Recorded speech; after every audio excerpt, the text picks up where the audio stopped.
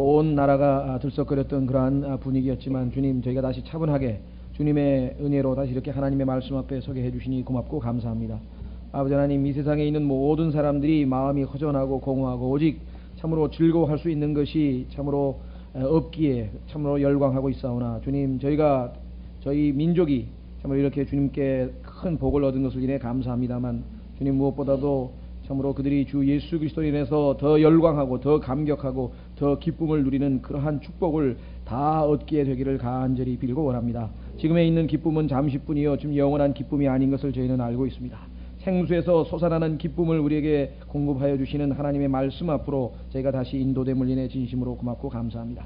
세상에 대해서 들떠있던 마음들을 다 가라앉혀 주시옵시고 주님, 이 시간에 오직 주님의 말씀 앞에 두렵고 떨리는 마음으로 저의 마음 자세를 낮춰주시고 주님, 이 말씀을 통해 참으로 한 말씀 한 말씀을 통해 말씀하시는 주님의 음성을 듣고 그 음성이 저희의 삶을 변화시키고 저희가 주님을 더욱 알아가고 더 가까이 나아가는 귀한 계기가 될 수 있도록 주님, 이 시간을 축복하여 주시옵기를 간절히 빌고 원합니다. 여러가지 사정으로 인해 참석하지 못한 모든 형제자매님들 어디에 있든지 간에 주님께서 그들과 동일한 축복을 허락해 주시옵시고 아버지 하나님, 우리에게 이렇게 귀한 시간을 주셨으니 이 시간을 통해 저희는 온전히 하나님께 영광을 돌리고 우리 모두에게는 큰 축복과 유익이 되는 시간으로 함께 해주시기 원합니다. 오늘 참석하신 또 우리 김규영 형제님 부부의 아드님에게 주님 함께 해주시고 계속해서 저희와 좋은 친교가 있도록 축복해 주시기를 간절히 바라옵고 주님, 심히 무지하고 무능하고 무기력한 자입니다. 주님의 도우심이 없이는 말씀의 사역을 감당할 수 없는 자이기에 주님의 약속하신 대로 능하게 하시고 영으로 충만하게 하셔서 이 사역을 온전히 감당하게 해 주시옵기를 간절히 빌고 이 모든 말씀 우리 주 예수 그리스도 이름으로 기도하옵나이다. 아멘. 네, 오늘 요한계시록 2장에 와 있습니다. 사실 우리는 참으로 이 계시록이 핵심적인 내용은 환난에 대한 이야기라는 것을 이미 말씀을 드렸고 그것이 이후에 있을 일들입니다. 그러나 참 놀라운 것은 주님께서 마지막 일들을 말씀하시는 이 요한계시록에 교회에 대한 예언, 다시 말하면 주님께서 승천하셔서 다시 우리를 데리러 오신, 즉 휴거 사이에 있게 될 그 교회에 대해서 참으로 우리에게 정확하게 그 당시 7 지역교회 가운데에서 향후 교회 시대의 7 교회들이 7 교회 시대가 있게 될 것을 예언적으로 보여주시면서 그 교회의 특징들을 다 보여주셨는데 그 내용을 하나하나 꼼꼼히 보면은 당시 초대교회에 있었던 모든 문제점들이 오늘날 우리가 살고 있는 이 시대의 교회들에도 여전히 나타나고 있다는 사실을 우리가 보게 됩니다. 따라서 주님께서는 어떠한 것들을 칭찬하셨고 또 어떠한 것들은 꾸짖으셨는가, 이것을 우리가 보게 되고 지침이 되는 아주 귀한 내용인 것입니다. 그래서 저희가 좀 시간이 걸리더라도 아주 천천히 하나하나, 왜냐하면 우리에게 직접적으로 해당되는 것은 바로 이 교회 시대의 내용이기 때문에 그렇습니다. 그래서 우리는 조금 시간이 걸리더라도 한 구절 한 구절 지금 차근차근 살펴보고 있습니다. 지난 시간에 이 에베소 교회라고 하는 에베소라고 하는 도시의 특징에 대해서 말씀을 드렸고요. 자, 그래서 2장 1절까지 마쳤습니다. 이 시간에는 2절부터입니다. 자, 주님께서 말씀하십니다. 내가 내 행위와 수고와 인내를 알고, 주님의 칭찬을 보면 행위가 있고요. 행위라고 하는 것은 번역이 여러 가지로 됩니다. 영어에는 이게 works라고 되어 있는데요. works. 그래서 우리는 하나님께서 역사하신다 그럴 때 역자가 힘역자거든요. 그러니까 한문으로는 역사가 일한다는 겁니다. 우리는 뭐 성령께서 역사하시옵소서 그러면 무슨 특별한 거죠. 아니면 그게 영어로는 work예요. 일하시는 거거든요. 그러니까 그 우리말로는 한자 말을 써서 우리가 역사한다 말을 주로 쓰지만 그거는 영어로는 똑같이 work고요. 일한다. 그 다음에 우리가 행위로는, 다시 말하면 행위로는 구원받을 수 없고 오직 믿음으로 구원받는다 할 때 그 행위가 바로 이 works입니다. 그러니까 하나님을 위해서 뭔가 일을 해가지고 열심히 봉사를 하거나 아니면 전도를 하거나 어떤 외형적인 일을 해가지고 구원받을 수 없다. 이럴 때는 우리가 일로 구원받을 수 없다. 이게 좀 표현이 이미 어색하다 보니까 그때에는 우리가 행위로는 구원받을 수 없다. 이런 표현을 쓰게 됩니다. 그러나 영어로는 한 단어예요. 영어의 work라고 하는 단어가 때로는 역사하신다 하나님께서, 때로는 일, 우리가 주님을 위해서 일한다, 때로는 하나님 앞에 선한 행위로 우리가 구원받을 수 없다. 이럴 때 이 세 가지 비로 우리말에는 번역이 되기 때문에 그런 걸 여러분들이 좀 염두에 두셔야 이게 사실은 다른 게 아니고 같은 단어다. 자, 그래서 여기서는 행위라고 했습니다. 행위. 물론 일이라고 해도 틀릴 게 없어요. 왜냐하면 에베소 교회는 주님을 위해서 굉장히 일을 많이 한, 그렇죠. 복음 전도도 많이 하고, 그 다음에 참 이 교회 안에서 있었던 여러 어려운 구제도 많이 하고 하여간 누가 봐도 훌륭한 행위, 즉 일을 많이 한 교회라 이 말이죠. 주님의 칭찬입니다. 수고. 일과 수고의 차이점은 무엇인가? 사전을 찾아보면 쉽게 이해가 됩니다. 수고라고 하는 것은 우리가 일하는데 그 일이 자기의 힘에 붙이도록 애쓰는 것. 그럴 때 우리가 수고한다 그러죠. 보통 내가 주어진 임무를 열심히 일하는 것은 일인데 사실은 거기 이 정도만 하면 되는데 거기에 더 나아가서 자기의 어떤 그 정말 이 지쳐있는 그 몸을 아끼지 아니하고 더 애쓰는 거. 그럴 때 우리가 보통 수고한다고 합니다. 그러니까 아주 주님의 칭찬이 많죠. 인내를 알고 참 또 여러 가지 칭찬을 받고 있습니다. 또 내가 사악한 자들을 용납하지 아니한 것과 이게 지금 계속 칭찬에 대한 내용이네요. 그렇죠? 즉 에베소 교회의 훌륭한 점들은 주님께서 이렇게 먼저 지적을 해주고 계십니다. 참 이걸 보면은 주님의 그 방법이 상당히 우리에게 좀 배울 만한 방법 같아요. 그러니까 주님께서는 비록 좀 우리가 보기에는 문제가 많은 교회이긴 하지만 우선 긍정적으로 칭찬부터 해주셨다는 얘기죠. 그 다음에 이제 책망하는 얘기를 뒤에 가서 하시게 됩니다. 보통 우리 부모들은 까꾸로 하잖아요. 그냥 잘못된 점만 너무나 파가지고 애가 아주 기가 죽게 돼가지고 결국은 이 좀 교육 뭐라 그럴까요? 방법이라 그럴까요? 이런 거에서 문제가 있게 되는데, 자, 내 행위와 수고와 인내를 알고 또 내가 사악한 자들을 용납하지 아니한 것과 스스로 사도라 말하나 사도가 아닌 자들을 시험하여 그들이 거짓말하는 자들임을 알아낸 것과. 지난 시간에 보니까 그 사악한 자들이 누구인가 거기까지 제가 다 설명을 해드렸군요. 자, 그 다음에 요번에는 사악한 자들과 그 다음에 두 번째는 스스로 사도라 말하는 자들. 자, 여기에 이제 우리가 성경을 조금 많이 찾아봐야 될 것 같습니다. 왜냐하면은 오늘날 우리 교회야말로 사도적 계승을 이어받은 사도적 계승에 합당한 교회다. 그래서 우리 교회만 유일한 교회고 다른 교회들은 사도적 계승하고는 거리가 멀다. 이렇게 주장하는 교회들이 많습니다. 저도 몇 교회를 봤거든요. 그래서 우리 교회만 진짜 성경적으로 옳은 교회고 나머지는 다 교회가 아니다. 이렇게 얘기를 하는데 사실 성경에 보면은 고린도 교회 같이 부패한 교회도 성경에 보면은 교회거든요.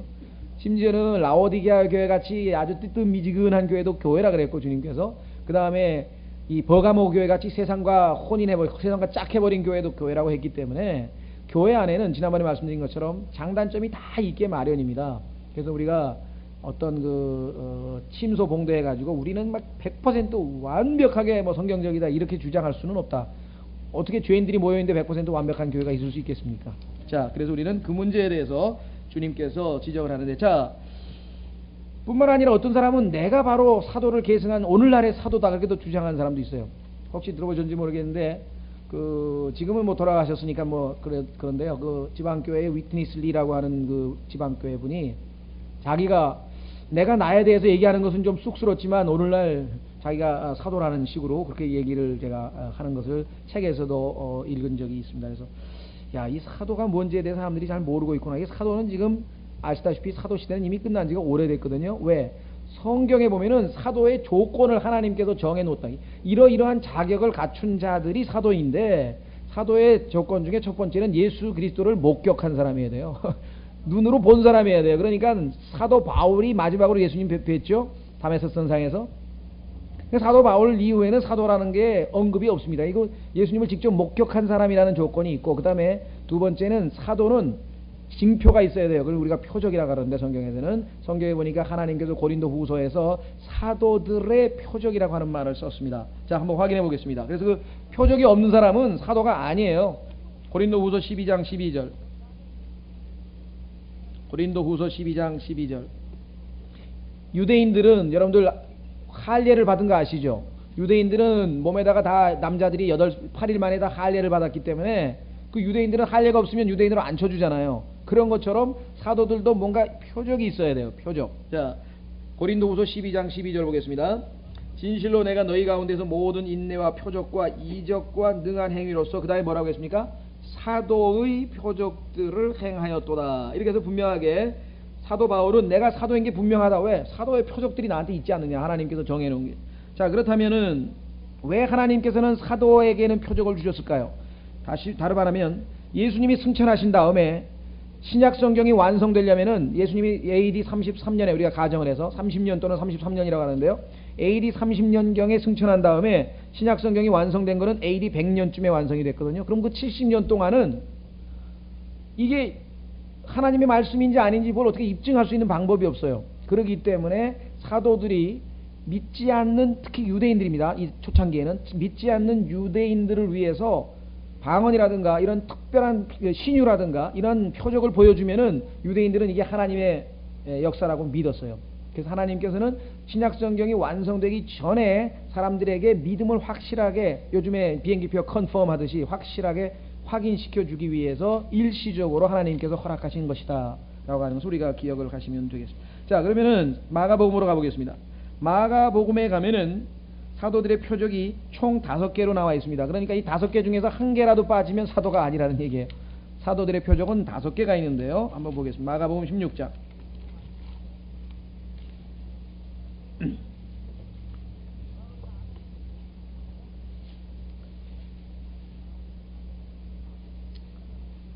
마가복음 16장 보시면 14절에 제자들, 사도들이 있습니다. 그 뒤에 11제자가 음식 앞에 앉았을 때에 예수님께서 그들에게 나타나사 그들이 믿지 아니하는 것과 마음이 완악한 것을 꾸짖으시니 이는 자기가 일어난 뒤에 자기를 본 자들의 말을 그들이 믿지 아니하였음이더라. 그분께서 그날 그들에게 이르시되 너희는 온 세상에 가서 모든 피조물에게 복음을 전파하라. 선포하라. 믿고 침례를 받는 자는 구원을 받을 것이로되 믿지 않는 자는 정죄를 받으리라. 믿는 자들에게는, 여기 나와 있죠. 자, 믿는 자들에게는 이런 표적들이 따르리니, 자, 그러니까 여기서 지금 믿는 자라고 하는 것은 물론 사도들을 통해서 믿는 자들까지 포함시킵니다. 그러나 자, 어떤 표적인가 보십시다. 그들이 내 이름으로 마귀들을 내쫓으며, 첫 번째, 두 번째, 새 언어들을 말하며, 여기서 지금 새 언어라고 그랬죠. 우리가 새 방언이라고 옛날에 했는데 이 언어라고 하는 말입니다. 새 언어. 여러분들 전혀 배우지 않은 그러한 언어를 사용한다. 세 번째, 뱀들을 집어 올리며, 네 번째, 어떤 치명적인 것을 마실지라도 해를 받지 아니하며, 다섯 번째, 병든 사람에게 안수한 즉 나으리라. 자, 이 5가지를 다 갖춰야 되기 때문에 만약에 어떤 사람이 4가지는 할 줄 아는데 나는 이 독은 못 마시겠다, 이러면 독을 마셔보라는 못 마시겠다 라든가, 나는 뱀은 집어보라니까 뱀은 못 집어보겠다든가, 그렇게 해서 그 5가지가 다 충족되지 아니하면은 사도로서의 자격이 없게 되는 것입니다. 그래서 이것을 에베소 교인들은 오늘 보니까 계시록에 시험을 해봤어요. 사도라고 주장하는 사람이 나타난 거예요. 근데 그게 진짜 사도인지 아닌지, 그렇다면은 표적을 한번 보여달라 이렇게 해가지고 표적이 없는 자들을 사도가 아니라고 한 것으로, 참 하나님 주님께서 올바르게 판단한 것에 대해서 칭찬을 하셨다. 자, 요즘에 보시면은요, 어떤 사람들은 뭐 이 치유의 은사를 뭐 얘기하면서 안수를 하고 병이 안 나오면은 뭐 당신 믿음이 부족해서 그러다고 뭐 믿음을 더 키우라 그러는데, 여기는 믿음하고는 아무 상관없어요. 사도들의 표적은 그냥 안수만 하면 낫는 거지 기도도 필요 없어요. 여기는 안수 기도도 안 해요. 여기 한번 읽어보세요. 안수 기도인가? 기도도 없죠? 그냥 손만 얹으면 낫는 거예요. 손만 얹으면. 그게 표적이지 뭐 한참 기도하고 막 등을 두드리고 뭐 북을 치고 뭐 그렇게 하는 거하고 상관없어요. 근데 저기 뭐 할렐루야 기도원이니 무슨 기도원에서 하고 있는 하고는 아무 상관이 없어요. 아무데나 가서 병원에 가서 손만 얹으면 그냥 병이 나는 이것을 우리가 표적이라고 얘기하고, 그것은 주님께서 일시적이었다. 어떻게 아는가? 바울은 사도들의 표적을 지니고 있었던 사람입니다. 그래서 바울의 옷자락만 만져도 병이 날 정도로.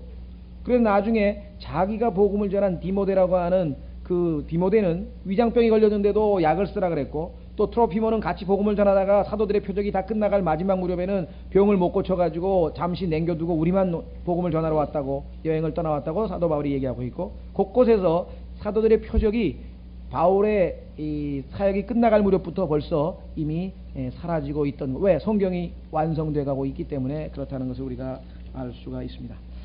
자, 세 번째 이 표적은 특징이 뭐냐? 자, 믿지 않는 유대인인데요. 두 구절을 보겠습니다. 고린도전서 1장 22절. 일단 표적이라고 하는 것은 이방인하고는 아무 상관이 없다. 이게 중요한 겁니다. 이방인하고는 아무 상관이 없다. 고린도전서 1장 22절. 고린도전서 1장 22절.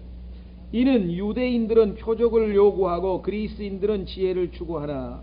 자, 그러면 유대인들은 표적을 요구하죠? 그래도 하나님께서 받아줘요. 왜냐하면 원래부터 유대인들은 표적으로부터 시작한 민족이에요. 처음에 모세가 손을 품에다 집어넣어가지고 빼보니까 문둥병이 생겼다가 도로 나왔잖아요. 그 표적을 보여줬죠, 하나님께서. 그 다음에 막대기를 던지라 그래가지고 또 뱀이 되고, 또 뭐 막대기를 내리치니까 피가 되고. 그래서 유대인들은 처음부터 표적으로 하나님과 마치, 표적이라고 하는 단어가 사인이거든요, 사인. 그러니까 야구할 때 그 투수하고 포수가 사인을 주고받듯이 이스라엘과 하나님은 그 사인을 가지고 서로가 이건 하나님의 역사구나 알아보는 그러한 표적으로 삼았단 말이에요, 하나님께서. 예. 그러니까 유대인은 당연히 표적을 요구합니다. 이방이랑 아무 상관이 없다는 거예요. 그런데도 왜 불구하고 오늘날 그렇게 이방인들이 성경하고 벗어난 짓을 하게 되느냐. 자, 그 다음에 어떤 사람은 그래요.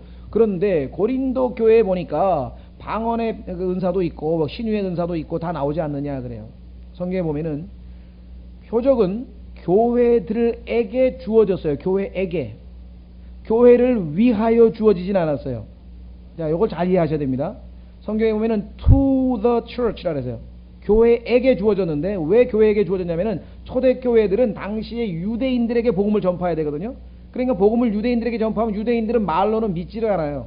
항상 표적을 보여줘야 되기 때문에 믿지 않는 유대인들을 위해서 성경에 보면은 방언은 믿지 않는 자들을 위한 표적이라 이렇게 되죠. 그러니까 방언도 나온 이유는 뭐냐면 유대인들 중에는 그런 게 나와야 믿기 때문에.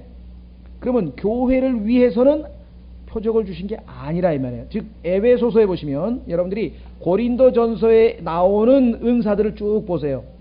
거기에는 방언도 나오고 표적도 나오고 신유도 나와요. 그런데 에베소서에 가면은 교회를 위해서 하나님께서 주신 은사가 있는데 거기에는 사도가 있고 목사가 있고 교사가 있고 선지자가 있다면 사람들을 주신 거예요, 은사가. 그러니까 교회 안에서 뭐 방언을 한다든가 무슨 신유를 한다든가 이런 걸 하면은 전부 성경에 위배되는 거라 이 말이에요. 왜냐하면 그거는 교회 안에서 성도들이 있는 데서 하는 집회가 아니고 복음을 전하러 갔는데 만나보니까 유대인이야. 근데 이 유대인이기 때문에 복음이 내가 전한 말씀이 하나님의 말씀이라는 걸 어떻게 입증하냐. 예수 그리스도를 믿으면 구원받는다는 걸 당신이 어떻게 입증하냐. 그렇다면 내가 당신이 무슨 병이 있냐, 예를 들면 불치병이 있다 그럼 내가 손을 얹고 바로 병을 고쳐주면 어떻게 돼요? 맞아, 당신은 하나님이 함께 하시는 사람이다 하고 금방 믿잖아요. 유대인들 중에서 대표적인 사람이 누구예요? 니고데모가 예수님의 기적을 보더니 이거 당신은 분명히 하나님이 함께 하시는 분이다. 왜? 표적이 너무 많이 일어나니까. 손만 얹으면 일어나고. 그러니까 전적으로 유대인과 관련된 것인데 우리나라의 이 소위 말하면 은사주의자들은 성경을 전혀 모르기 때문에 완전히 지금 시간을 낭비하고 있다, 이렇게 우리가 확인을 해볼 수가 있다. 그러니까 선교적 목적, 믿지 않는 유대인들에게 믿음을 심어주기 위한 수단으로 하나님께서 주신 것이 표적이다. 따라서 교회 집회에서 이런 일을 벌이면은 성경적으로 문제가 된다. 자, 아까도 말씀드렸지만 사도가 되려면은 사도행전 1장 22절 한번 확인해 보겠습니다. 조건이 뭐냐? 목격자여야 돼요. 예수 그리스도를 직접 목격한 사람이어야 돼요. 그리고 그가 행한 기적들을 본 사람이어야 돼요. 왜? 증인이 돼야 되는데 안 보면 어떻게 증인이 돼요? 사도행전 1장 22절. 항상 우리와 함께 다니던 이 사람들 중에서, 여기 나왔잖아요. 자, 지금 사도 하나를 지금 바꿉니다. 왜? 유다가 지금 제가 자기 장소로 가버렸으니까, 저 땅 밑에 있는 곳으로 가버렸으니까 유다를 대신해서 지금 한 명을 대신 보충하려고 하나님께서 이제 뽑으라고 했는데, 그 자격이 누구냐? 12사도 중에 자격은 항상 우리와 함께 다니던 이 사람들 중에서, 그렇죠. 언제까지? 21절 보세요. 주 예수님께서 요한의 침례로부터 시작하여 우리를 떠나 들려 올라가신 바로 그날까지. 예수님께서 사역을 시작한 그 순간부터 시작해가지고 승천할 때까지 3년 반 동안 예수님, 우리를 항상 같이 다니던 사람 중에서 뽑아야 된다, 이게 사도는. 자, 그래서요 뭐라고 얘기했냐면은요, 반드시 하나를 세워 우리와 함께 그분의 부활을 증거할 증인이 되게 하여야 하리라, 이렇게 돼 있잖아요. 그러니까 부활에 대한 증거가 있어야 된다는 것을 우리가 분명하게 기억을 해야 되겠습니다. 자, 그래서요 우리는 스데반과 바울, 스데반이 예수님을 하늘에서 봤죠. 하늘에 있는 걸, 눈이 한 창문이 열리면서 하늘에 오른쪽 서 계신 걸 봤고 부활하신 예수님을 목격한 사람. 그 다음에 사도 바울은 스데반 이후에 다메섹으로 가다가 만났습니다. 그 이후에는 예수 그리스도를 육신으로 목격한 사람은 없습니다. 확인을 해봅니다. 고린도후서 5장 16절. 고린도후서 5장 16절에 보면은 바울이 우리가 전에는 주님을 육체로 알았다, 이게. 왜? 눈으로 보고 만지고 그렇게 했지만 이제는 더 이상 그럴 수가 없다, 이렇게 아주 써놨어요. 그러니까 예수님을 환상으로 어디서 봤다, 이런 사람들은 다 거짓말이라는 거죠. 육체로 예수님을 본 사람은 없다. 죄송합니다. 고린도후서 5장 16절.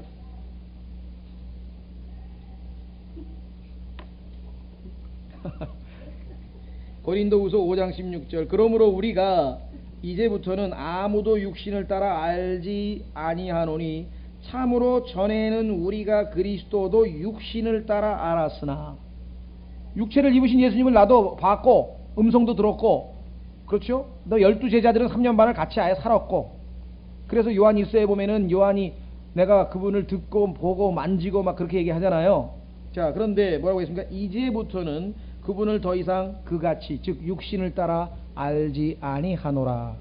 그러니까 자꾸만 예수님 한번 하나님 눈앞에 한 번만 나타나 보여주십시오 이런 사람들이 다 잘못이래. 육체적인 확인을 하려고 하는 것은. 김계화 원장이라는 사람이 본 사람이 뭐냐면은 예수님이 직접 자기를 나타나서 너는 하나님의 일을 해야 된다 그랬다는 거예요. 그러니까 그건 잘못된 사람을 만난 거죠. 성경에 말씀하시는 예수 그리스도가 아니다. 자, 그래서 우리는 마지막으로 이 소위 말하면 표적과 관련지어서 한 가지 말씀드리고 싶은 것은요, 사도의 표적에 대해서 방언은요, 성경에 보면은 말씀드린 것처럼 유대인들이 믿지 않을 때 방언이 나오면은 유대인들은 그것을 다 알아들어요. 그래서 지난번에도 보니까 예루살렘에 사람들이 모였는데 유대인들 중에서 터키, 그다음에 무슨 아시아, 여러 지역에서 그리스 이런 지역에서 살다가 온 유대인들이 명절을 지키려고 예루살렘에 모였는데, 거기에서 베드로가 방언을 하고 사도들이 방언을 하니까 이 사람들이 갈릴리 사람인데 어떻게 우리나라 말 하냐, 그렇죠? 그 지역 말들을 다 한 거 아니에요, 외국어를. 그래서 그들이 아주 깜짝 놀란 사건이 있었거든요. 그러나 이방인들이 있는 곳에서는 반드시 통역을 세우기 전에는 방언을 할 수 없도록 고린도전서에 기록을 해 놓았습니다. 그래서 이게 초대교회에 제한적이지만 그러한 질서도 있었다는 사실을 우리가 알 수 있다. 자, 그래서 우리는 방언과 오늘날 시대와는 아무 상관이 없다는 것을 좀 기억을 해 주시면 될 것 같습니다. 자, 우리는 다시 2장으로 돌아가서요, 사도가 말하지만 사도가 아닌 자들을 시험하여 그들이 거짓말하는 자들임을 알아낸 것과, 보세요, 사도 아니면 그냥 거짓말장이에요. 거짓말하는 자예요.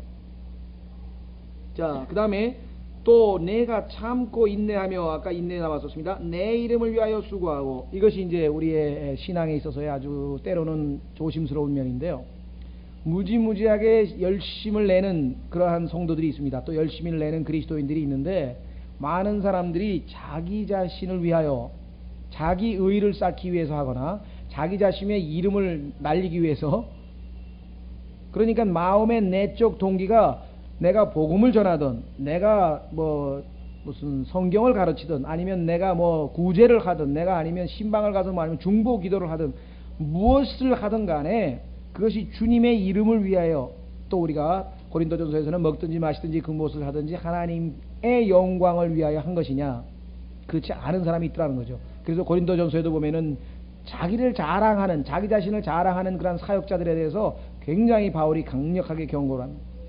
자기가 자기를 칭찬하는 그런 자들은 참된 사역자가 아니라고 성경에서 여러 번 얘기합니다. 그런데도 불구하고 참 이게 사람이라는 게요, 이 마귀가 처음에는 굉장히 겸손했었어요. 제가 옛날에 초창기에 교회 다닐 때도 그분이, 그래서 저는 굉장히 존경하고 그랬는데 나중에 좀 듣기 거북한 소리가 가끔 나오더라고요. 그 내용이 뭐냐, 이제 단서는 붙어요. 외람된 말씀이지만, 딱 그렇게 붙이고, 외람된 말씀이지만 제가 지금 이렇게 가르치는 것이 이게 다른 데서 들을 수 있는 게 아닙니다. 이게 아무 데서나 들을 수 있는 게 아닌 하면서 이제 자기가 하나님으로부터 그냥 기도를 많이 하고 막 성경을 드립하고 그래가지고 그냥 나름대로 뭔가 굉장한 걸 지금 알아냈다는 것이죠. 물론 그럴 수도 있습니다. 그러나 그것을 그렇다고 해서, 그런데도 불구하고 여기서 이렇게 그냥 이렇게 사람도 몇몇 안 모인 데서 내가 이렇게 가르쳐야 되겠습니까? 라든가 이런 식으로 이게 벌써 셀프가 잔뜩 끼어 있는 거에 문제가 되는 거죠. 두 번째는요, 그렇게 가르친 것들은 굉장히 위험합니다. 하나님께서 벌써 1세기부터 시작해가지고요, 지금까지 하나님의 일꾼들을 통해서 웬만한 중요한 교리들은 다 밝혀놨어요. 그래서 우리가 다 로크만 같이 공부 많이 한 사람도 자기가 그렇게 성경을 150번 읽어봐도 나중에 보니까 다 75%는 라키니 다른 사람한테 다 배운 거래잖아요. 그러니까 자기가 밝혀낸 거, 새 거 밝혀낸 거는 정말 미미하다. 그것도 다른 사람이 밝혀낸 것에 근거해서 조금 더 내가 뭐 한 것뿐이지 그게 없었더라면 할 수도 없었던 거다. 맞는 말이죠. 그렇죠? 예. 그래서 부지런히 책을 읽고 그렇게 하는 거고. 근데요, 사람들이 옆에서 뭐 설교가 좋으십니다, 뭐 잘 가르치십니다. 그러면 이게 벌써 서서히 이게 마귀가 주는 그 교만에 자기도 모르게 말려 들어가요. 근데 그래서 그걸 우리가 항상 조심해야 돼. 항상 조심하지 아니하면 문제가 생길 수밖에 없습니다. 그래서 주님께서 이 교회가 내 이름을 위하여 수고하고 낙심하지 아니한 것을 아노라.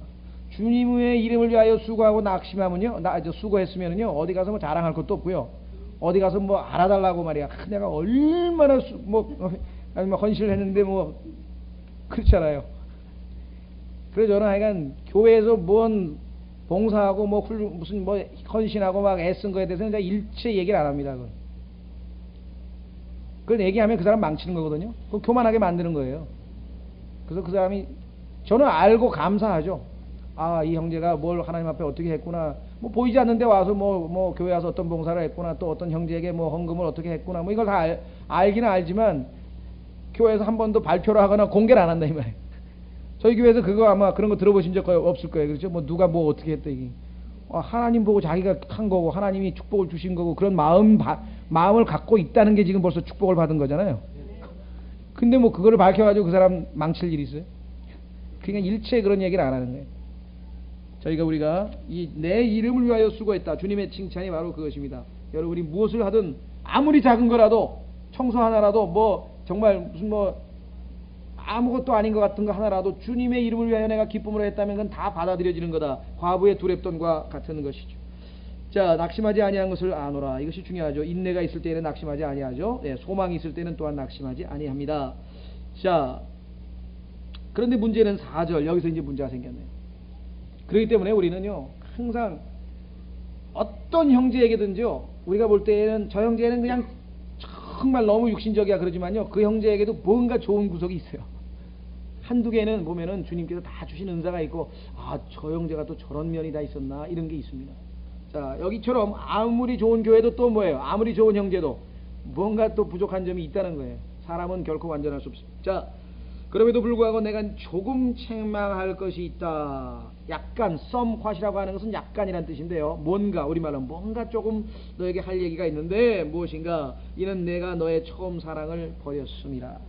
이게 문제군요. 모든 타락의 첫 출발은 마음이 식어져 버리는 건데요. 여러분들 첫사랑이라고 하면은 세상 사람들도 첫사랑에 대한 얘기를 많이 합니다만은 그 순간의 어떤 그 감격, 뜨거움, 순수함, 사실 첫사랑이라고 할 때 여러분들 아시다시피 처음 만난 사람 알지도 못하잖아요. 잘 구원받았을 때 예수님이 어떠한 분인지 지금 성경을 잔뜩 공부했으니까 뭔가 좀 알지, 그때는 뭐가 뭔지 잘 모르잖아요. 나를 위해서 죽으시고 구원해 주시고 막 몇 가지밖에 모르는데도 주님에 대한 그 사랑은 굉장히 뜨겁습니다. 그렇죠?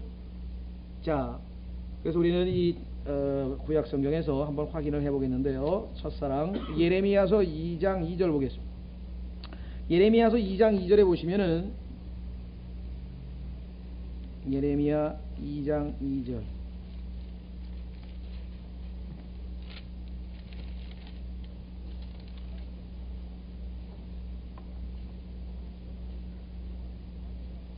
예레미야 2장 2절, 너는 가서 예루살렘의 귀에 크게 외칠지니라. 주께서 이같이 말씀하시기를, 내가 너를 기억하며 내 젊은 시절의 친절과 내 정원한 때의 사랑을 기억하노니. 초창기에 이스라엘이 유월절을 통해서 하나님의 구속을 받고 그들이 정말 덩실덩실 미리암과 자매들이 나와서 막 춤을 추면서 말이죠, 소고치고 북치고 막 그 노래를 불렀던 출애굽기 15장 당시에 그 기쁨, 그 감격, 그 하나님에 대한, 그걸 하나님이 기억하고 계신다는 거예요. 근데 어느새 다 마음이 냉랭해지고 식어버린 문제가 발생을 하게 되죠. 자, 에스겔서로 또 가보겠습니다. 역시 주님은, 하나님께서는 이스라엘을 아내로 맞이하셨는데 그 아내와의 첫사랑을 기억하고 계신다. 에스겔서 16장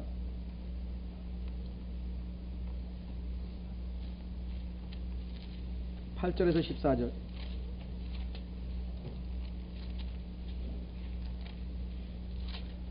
에스겔서 16장 8절에서 14절입니다.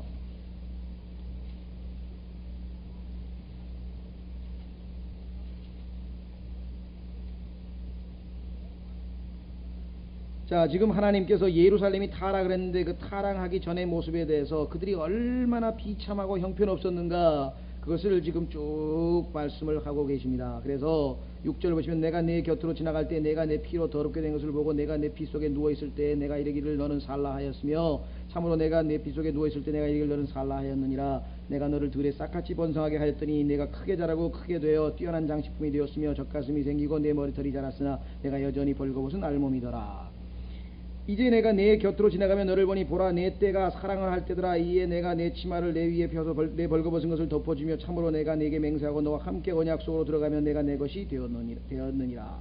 영적으로 하나님과의 올바른 관계 속에 있었던 이스라엘의 모습, 그때 내가 너를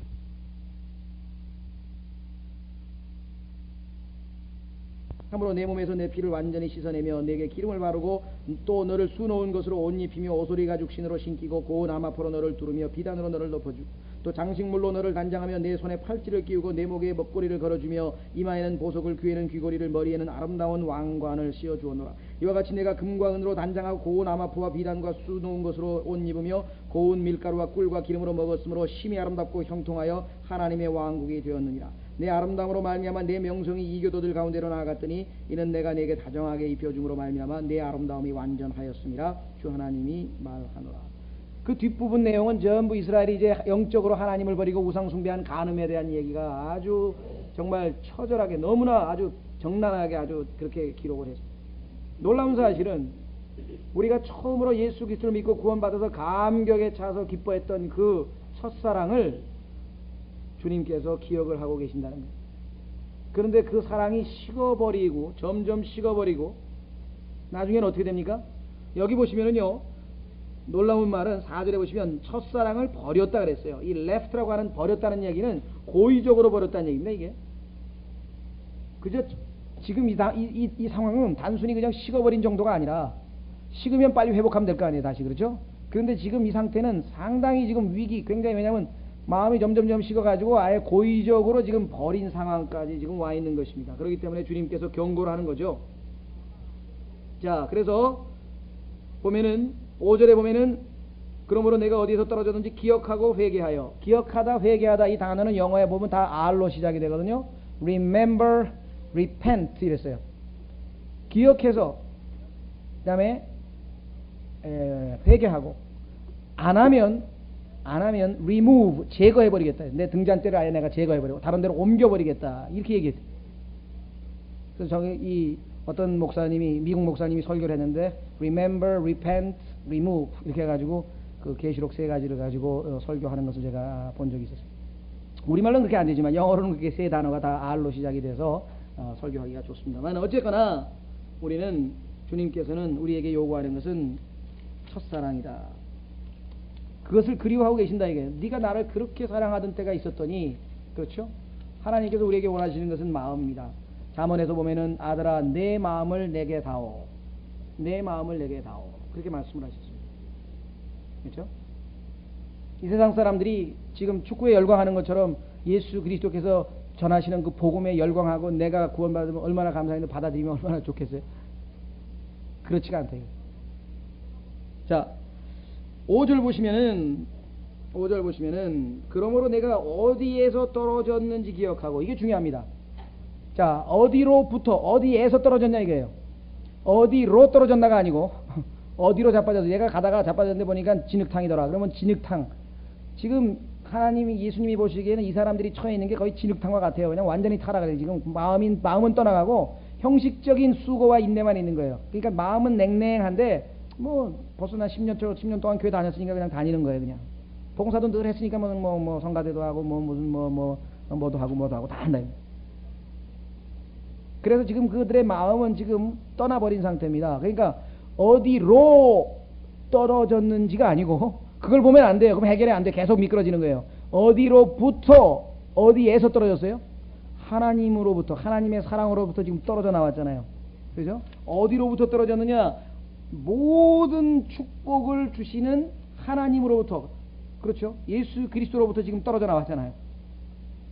잘못 떨어져 나와야 돼. 이게 더 빨리 돌이켜야 된다. 그래서 repent란 말을 쓴 거예요. repent라고 하는 것은 돌아가는 거거든요. 돌아가는 거. 탕자가 돌아가듯이. 탕자는 어디로부터 떨어졌습니까? 부자인 아버지 아니에요. 모든 것을 다 해줄 수 있는 아버지로부터 지가 떨어져 나가가지고 그 모양이 된 거 아니에요. 그러니까 돌아오는 방법은 모든 것을 다 가지고 계신, 심지어는 종들도 배불리 먹는 우리 아버지께로 돌아오는 수밖에 없잖아요. 능력 있는 아버지께로 돌아올 수밖에 없다. 자, 그래서 여기서는 어디로부터 떨어졌는가, 이걸 우리가 꼭 기억을 해야 됩니다. 모든 축복이 오는 그 원천으로부터, 따라서 우리는 빨리 그것으로 되돌아가는 것만이, 생명수로 되돌아가는 것만이 해결책이다. 그래서 기억하라. 두 번째는 회개하라. 그 다음에 처음 행위를 하라. 회개의 열매가 있어야죠. 만일 그리하지 아니하고 회개하지 아니하면 내가 속히 내게 가서 내 등잔대를 그 자리에서 옮기리라. 이렇게 지금 얘기했습니다. 자, 여기서 우리는 떨어졌다는 단어에 주의만, 떨어졌다, fall, 이 떨어졌다고 하는 단어는요, 우리가 보통 타락이라고 할 때 씁니다. 타락. 아담의 타락할 때 쓰는 단어가 이 떨어졌다는 얘기예요. 자빠졌다 이 말이죠. fall, 이렇게 걸어가다가 자빠졌다 이게 떨어졌다 이 말. 아담의 타락이라고 하는 단어하고 똑같은 단어인데요, 주님께서는요, 우리가 마음이 떠나면 즉시로 한마디, 넌 타락했다 이게, 떨어졌다 이게, 떨어져 내려갔다, 이렇게 지금 말씀을 하는데요.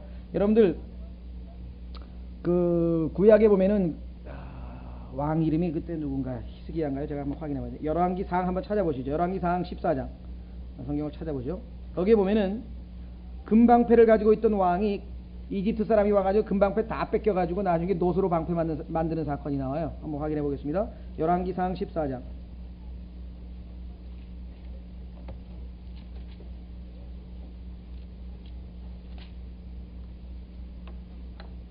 열왕기상 14장 25절입니다. 열왕기상 14장 25절, 르호보암 시대군요. 자, 보시면 솔로몬의 아들 르호보암이 유다와 베냐민 두 이제 지파를 데리고 유다 왕국을 계속 유지하고 있었는데, 르호보암 왕 제5년에 이집트 왕 시삭이 올라와 예루살렘을 치고 주의 집의 보물과 왕의 집의 보물을 다 빼앗고 또 솔로몬이 만든 금방패들을 다 빼앗으므로 르호보암 왕이 그것들 대신 노수로 방패를 만들어 왕의 진문을 지키는 호위 대장의 손에 맡김에, 여기 나와 있죠. 그러니까 금 대신 노수로 만들었는데, 여러분들 금과 노 어디서 본 것 같죠? 예, 다니엘의 신상에 보니까 처음에는 금으로 돼 있었잖아요, 첫 부분에. 그 다음에 은으로 되고, 그 다음에 노수로 되고, 이게 한 차츰차츰 그 보석의 그 중요성이, 그 고귀함이 떨어져 내려가잖아요. 금하고 노수하고 어떤 게 더 고귀해요? 처음에는 금방패가 놋방패가 된 것처럼, 마치 우리도 우리의 주님을 향한 사랑이 뜨거웠던 그런 뭐랄까요, 금과 같은 고귀한 사랑이었다면 나중에는 놋과 같이 된다. 근데 이 놋이라는 단어가 참 재밌는 단어예요. 어디에 나오냐면요, 고린도서 13장에 가시면 그 유명한 사랑장이 나오는데, 그 사랑장에 보면은 사랑이 없으면 그 어떠한 것도 다 울리는 소리나는 징과 같다 그랬죠. 근데 그 징이라고 하는 단어가 영어의 breath예요. 놋이에요. 원래는 소리나는 놋과 같다고 해야 되는데 우리말로 소리나는 놋 근데 이상하니까 그걸로 징을 만들었다고 해서 한국식으로 의역을 해놓은 거거든요. 한번 확인해 보세요. 고린도서 13장에 그 단어가 나와요. 기가 막히죠. 자, 고린도서 13장 1절에 보시면, 내가 사람들의 언어와 천사들의 언어로 말할지라도 사랑이 없으면 소리나는 징 할 때, 이 소리나는 징이라고 하는 영어 단어를 보면 sounding breath란 말씀단 말이에요. sounding breath. 직역을 하면 소리나는 놋이에요. 놋. 징을 우리가 놋으로 만드니까 이제 징이라고 번역을 했지만 영어 단어는 똑같은 the breath, 놋이라 이 말이에요. 놋. 자, 그러면 사랑은 금과 같이 귀한 거라고 한다면 놋은 뭐예요? 소리나는 징과 같이. 그러니까 주님 보시기에 주님을 향한 사랑이 없는 선행과 봉사와 모든 일들은 소리나는 징과 같이 판단될 수밖에 없다. 자, 그래서 우리는 다시 계시록으로 옵니다. 자, 그러면 회개를 하라 그랬다. 회개. 주님과의 관계에서 문제가 발생한 것은 항상 내적인 문제고, 따라서 우리는 회개를 반드시 해야만 합니다. 돌이켜야 됩니다. 마음이 멀리 떨어져 갔던 마음을 다시 주님께로 바싹 밀착시키는 것, 회개입니다. 자, 만일 그리하지 아니하고 회개하지 아니하면 내가 속히 가서 내게 등잔대를 그 자리에서 옮기리다. 등잔대에 옮긴다. 자, 여러분들 벌써 등잔대에 옮겼던 게 구약에 어디 나왔던 것 아닌가 한번 생각해 보십시오. 자, 역대기 하로 가봅니다. 성막, 하나님이 만드신 성막에 있던 금으로 만든 그 등잔대가 바벨론이라고 하는 나라로 옮겨갔어요. 뺏겼잖아요. 그렇죠? 바벨론 왕이 다 가져가 버렸다고요. 그 사건을 왜 하나님께 성경에 기록하셨는가? 지금 이 계시록에 나와 있는 교회에서 등잔대를 옮긴다고 하는 것은 구약에 하나님께서 이미 알고 계신 내용을 놓고 우리로 하여금 성경을 깨닫게 하기 위해서 기록하신 내용이거든요. 한번 확인해 보겠습니다. 바벨론은 뭡니까? 큰 음료 바벨론 아니에요. 이스라엘이 마음을 빼앗기고 하나님으로부터 마음을 빼앗겨서 우상에게로 마음이 간 것이 바로 그 사건이잖아요. 자, 역대하 36장.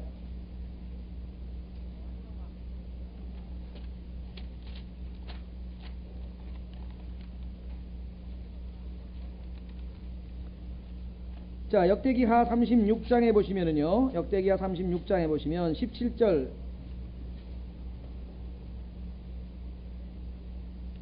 보십시오. 뭐라고 되어 있나? 그러므로 그분께서 갈대아 왕의 손에 그들을 넘겨주시며 그가 그들의 성소에 있는 집에서, 자, 성소가 있는 집에서 칼로 청년들을 죽이며 청년이나 처녀나 나이든 자나 나이들어 등이 굽은 자나 불쌍히 여기지 아니하였더라.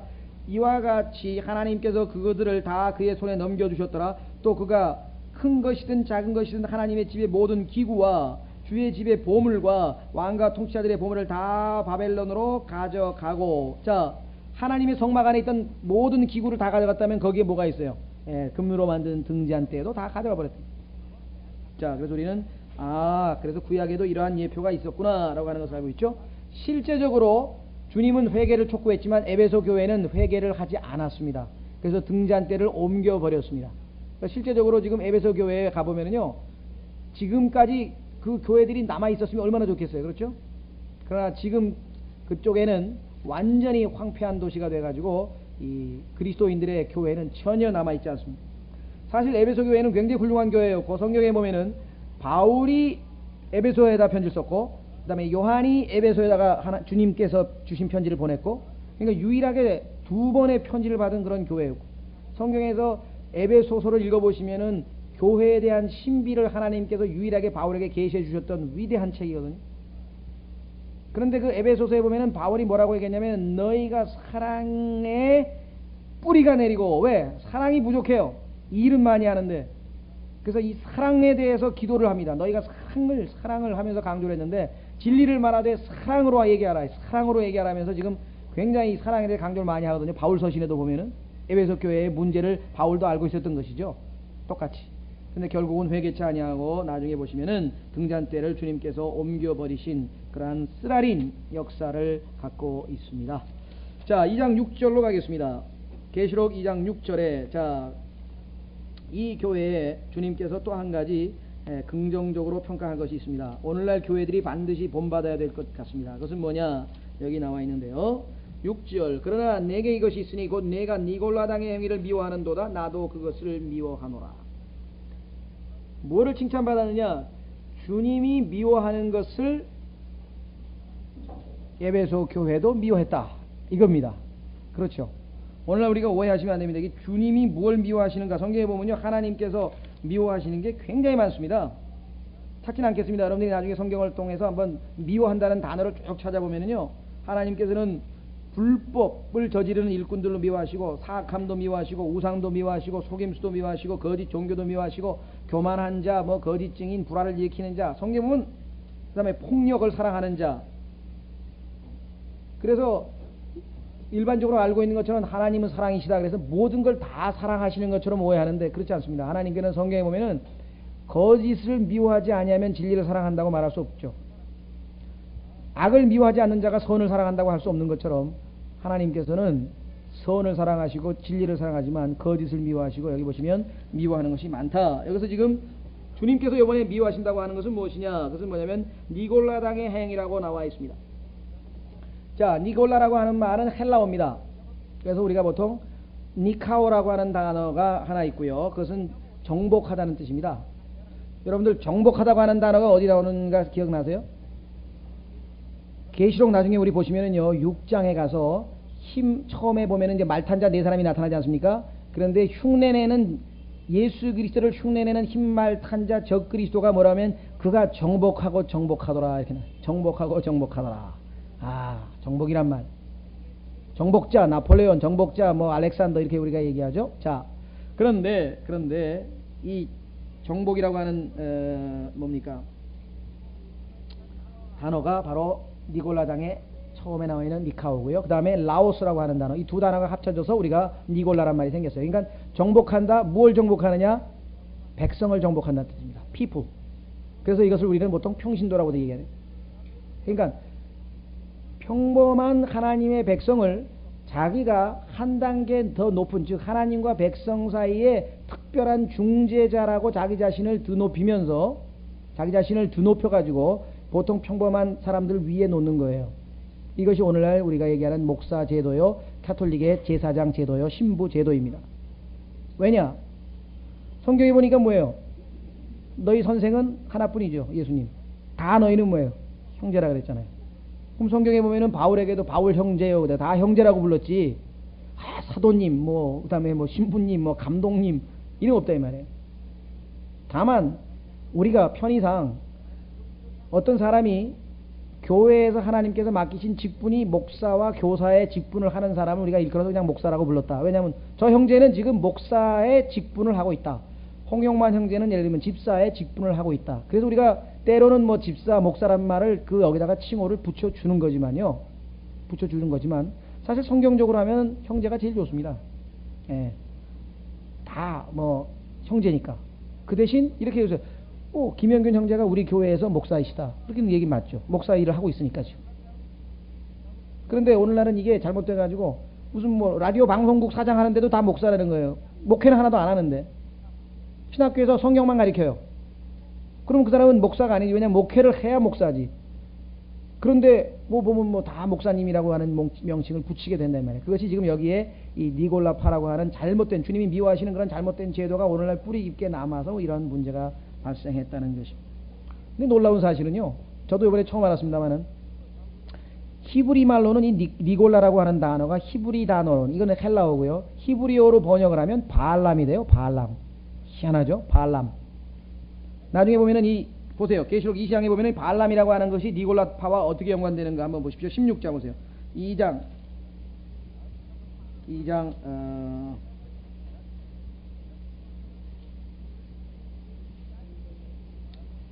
몇 절인가요? 니골라파의 교리가 15절에 보면은 니골라당의 교리를 붙잡는 자들이라고 하죠. 15절 보십시오. 14절이 발람이 나오고 이제 15절에 니골라파가 나오지 않습니까? 그 얘기를 하죠. 자, 14절에 보시면 그러나 내게 몇 가지 책망할 것이 이는 거기에 발람의 교리를 붙잡는 자들이 내게 있기 때문이로다. 발람이 발락을 가르쳐 이스라엘 자손 앞에 걸림돌을 놓아 우상들에게 희생물을 바친 것들을 먹게 하고 또 음행하게 하느니라. 이와 같이 내게도 니골라당의 교리를, 자 보세요, 붙잡는 자도 있으니 이와 같이, 그러면 발람의 교리와 니골라당의 교리가 일맥상통하는구나. 근데 히브리어, 하나는 히브리어고 하나는 헬라어인데 같은 말이에요. 바알, 여러분 아시죠? 바알 종교 아니잖아요. 바알. 그 바알에서 발이 나오거든요. 발. 주란 뜻이에요. Lord, 주란 뜻이에요. 주. 가짜 주여서 그렇죠. 진짜 주가 아니고 주란 뜻입니다. 무슨 뜻이에요? 정복한다 이게. 주로서 자기가 다 밑에 사람을 정복한다. 암이라고 하는 단어가 다름 아닌 백성, people 이런 뜻입니다. 자, 그래서 우리는 이 니골라파 당에 대해서 주님께서 미워하시는데, 이들은 무슨 뜻이냐 한마디로 얘기하자면요, 교회 안에서 다 같은 형제들인데 자기만 무슨 특별한 지위를 가지고 있는 것처럼 하나님과 보통 평신도 사이에 자기는 특별한 지위를 갖는 자로서 군림하는 자들, 이런 자들이 있게 되는 것에 대해서 성경에서는 주님께서 미워하신다고 그리고 경고를 했죠.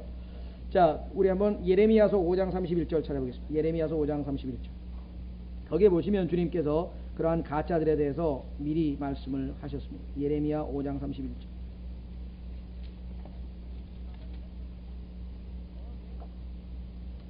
예레미야 5장 30절과 31절에 이 땅에서 놀랍고도 무서운 일이 이루어지고 있도다. 대언자들은 거짓되이 대언하고 제사장들은 자기 방법으로 다스리며 내 백성은 그렇게 하는 것을 사랑하니 그 마지막에는 너희가 어찌하려느냐.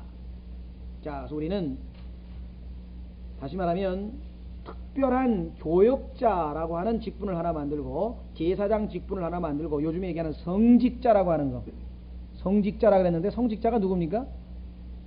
성경적으로 치면 이 성직자라고 하는 단어가 모든 성도들이에요. 왜? 성직자라고 하는 그 영어의 단어는 priesthood인데요. priesthood라고 하는 것은 뭐냐면 제사장이란 말이거든요. 성경에 베드로전서에 보면은 여러분과 제가 다 뭐예요? 왕 같은 제사장 아니에요. 우리가 다 성직자라는 거예요. 하나님께서 보시면은 우리는 우리의 입술로 감사의 영적 제물을 하나님께 바치잖아요. 구약에는 짐승을 잡아가지고 제사장 계급이 드렸지만은 신약에는 그게 아니거든요. 모든 사람들이 다 제사장이에요. 그래서 내가 주님께 직접 기도할 수 있잖아요. 와가지고 기도 부탁해야 내가 기도를 받아가지고 해줍니까? 카톨릭은 그렇게 한다게. 와가지고 고해성사 할 때도 하나님께 직접 자백하면 되는데 자기들이 제사장한테 가가지고 거기가 한 단계를 거쳐야 된단 말이에요. 그럼 이 사람은 뭐가 되는 거예요? 다른 사람 죄 지은 거 다 들었으니까 약점은 다 알았겠다. 이제 꼼짝 못하는 거예요. 그렇잖아요. 죄 지은 거 다 드러났어요. 그럼 어떻게 해요? 이 사람한테는 이 사람이 어떻게 꼼짝 못하게 되는 거예요. 그러니까 야고보서에 보니까 서로 간의 죄들을 자백하라 그러지 않았느냐. 그것을 가톨릭에서는 소위 말하면 이 고해성사의 그 근거 기준으로 삼는데요. 성경에 올바른 정확한 성경에는 죄들을 자백하라고 돼 있잖아요. 찾아보세요. 잘못들을 자백하라. 잘못. 예를 들면 내가 이 사람한테 거짓말 했다든가 그건 얘기를 해야지. 그 다음에 너 돈을 빌렸는데 안 갚았다든가, 그렇죠? 그 다음에 책을 빌려갔는데 약속대로 안 갖다 줬다든가, 이런 것들에 대해서는 당연히 그때 지금 미안했다고 이렇게 해서 서로 주고받는 게 잘못, 실수, 에러 얘기하는 거지 죄를 얘기하는 것이 아니라는 것을 우리가 성경에서 알아야 됩니다. 그래서 우리는 소위 말하면 이 제사장 제도, 로마 카톨릭과 그 다음에 개신교의 목회자 제도, 이 목사 제도라고 하는 것이 주님께서 미워하시는 제도라고 하는 것을 반드시 알아야 되고요. 반드시 알아야 됩니다. 그래서 하나님의 말씀대로 안 하고 목사가 시키는 대로 하면 그 사람은 니골라파가 되는 거예요. 자동으로. 그건 무서운 일이에요. 우리가 생각할 때에는 목사에게 순종하는데 뭐가 잘못됐냐 그러지만 그 목사가 한 이야기가 성경하고 틀리는데도 순종하면 이 사람은 주님이 미워하시는 니골라파가 되는 거라고요. 당연히 성경을 펴서 하나님의 말씀은 이렇게 돼 있는데 왜 틀리게 말씀하십니까? 그래서 여기처럼 시험을 해가지고 당신은 목사 될 자격이 없습니다. 왜? 하나님 말씀하고 틀리게 얘기를 하니까. 이거 조심하셔야 됩니다. 그렇다고 해가지고 우리가 무슨 성경을 매번 펴가지고 다 따지고 들고 그런 게 아니고 정말 누가 봐도 명백하게 어긋난 일이 있을 때는 당연히 짚고 넘어가야 되는 것이에요. 그것을 소홀히 했기 때문에 오늘날 니골라파 제도가 어떻게 돼? 처음에는 행위죠, 행위. 처음에는 이런 행위하는 사람이 몇 명 있었어요, 교회에. 그런데 나중에 어떻게 됐어요? 2장 15절에 교리가 돼버려요. 교리. 목사가 되려면 목사 고시를 봐야 되고 강도사 고시를 봐야 되고 이게 완전히 제도화 돼버렸어요. 주님의 경고를 받아들였더라면 제도가 안 됐을 텐데. 계시록 2장 15절에 가면 아예 이제 교리가 됐어요. 그래가지고 오리겐 같은 사람이 제사장 직급은 따로 있어야 된다. 그래서 바로 기도 못하고 가서 기도 부탁을 드려가지고. 요즘에도 보면 그런 거 하잖아요. 중보 기도를 해줄 수 있어요, 우리가. 그러나 자기는 기도할 자격이 없기 때문에 이분에게 가서 맡게. 이거는 성경이 틀렸다. 자, 그래서 우리는 다시 2장 6절 맞아 거기까지만 하겠습니다. 오늘 쉬었다가 자, 그러나 내게 이것이 있으니 또 내가 니골라당의 행위를 미워하는도다. 나도 그것을 미워하노라. 귀 있는 자는 성령께서 교회들에게 말씀하시는 것을 들을지어다. 자, 첫 번째, 두 번째, 세 번째까지는 똑같은 순서로 나갑니다. 첫 번째, 두 번째, 세 번째 교회는요, 처음에 귀 있는 자는 성령께서 교회들에게 말씀하시는 것을 들을지어다. 이게 먼저 나오고 그 다음에 이기는 자에게는 이렇게 나와요. 그런데 네 번째 두아디리아 교회에서부터는 이 순서가 바뀝니다. 이걸 조심하셔야 돼요. 한번 보겠습니다. 2장 보세요. 2장 26절. 왜 성경에서 이렇게 기록했는가 이걸 우리가 봐야 됩니다. 2장 26절에 보면은 이기고 나의 행위를 끝까지 지키는 자에게는 내가 민족들을 다스릴 권능을 주리니 하면서 이기는 자에 대한 약속이 나오죠. 그 다음에 29절에 가면 뭐예요? 귀 있는 자는 성령께서 교회들에게 말씀하시는 것을 들을지어다. 그러니까 네 번째 교회에서부터는 순서가 뒤바뀌었다 이 말이에요. 세 번째 교회까지는 주님께서 성령께서 교회들에게 하시는 말씀을 들을지어다 이야기를 먼저 해놓고 그 다음에 뭐예요? 이기는 자에게는 이렇게 하고 특별한 약속이 주어져 있는데 네 번째 교회에서부터는 반대로 이기는 자부터 먼저 나와요. 자, 이것이 왜 그럴까? 여러분들이 1차적으로 한번 우리가 정확하게 100% 우리가 단언할 수는 없지만은 뭔가 이유가 있으니까 그렇게 됐겠죠?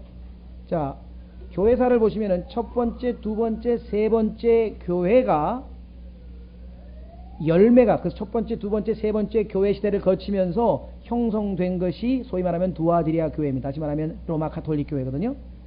그 로마 가톨릭 교회는 그대로 남아있잖아요. 지금까지. 그렇죠. 지금까지 남아있죠.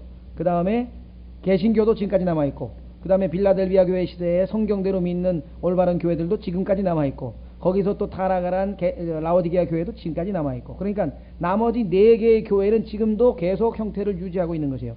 첫 번째, 두 번째, 세 번째는 그 열매로, 결과로 나온 것이 두아디라 교회예요. 그렇기 때문에 여기서는 두아디라 교회에서부터는 이 순서가 바뀌어 있고, 그 다음에 주님께서 내가 올 때까지 재림에 대한 약속이 4번째 교회에서부터 주어지는 거예요. 왜? 지금 오늘날 21세기도 계속 이 4가지 교회는 그대로 형태를 유지하고 있다, 이 말이죠. 예. 자, 그래서요, 자, 쉬었다가 이제 이기는 자에게는, 자, 이기는 자에 대해서 지난번에 참으로 이게 성경에서 알기 어려운 게 바로 이 이기는 자인데요. 이기는 자가 누구냐? 논쟁이 굉장히 심합니다. 그래서 조금 쉬었다가 요 이기는 자에 대해서 한번 좀 자세하게, 우선 되는 데까지, 지금도 성경을 읽어봐도 이게 맞는 것 같기도 하고 저게 맞는 것 같기도 하고, 또 이 사람은 이렇게 얘기하고 저 사람은 이렇게 얘기하기 때문에 우리가 이기는 자를 어떻게 정의를 내려야 될지 성경 구절을 다 일단 찾아보는데 쉽게 결론 내리기는 좀 어렵다, 이렇게 말씀을 드립니다. 자, 쉬었다가 7절에 이기는 자서부터, 오늘 이기는 자는 뭐 한 번만 해두면 뒷부분에 계속 나오니까요. 7번. 좀 쉬겠습니다.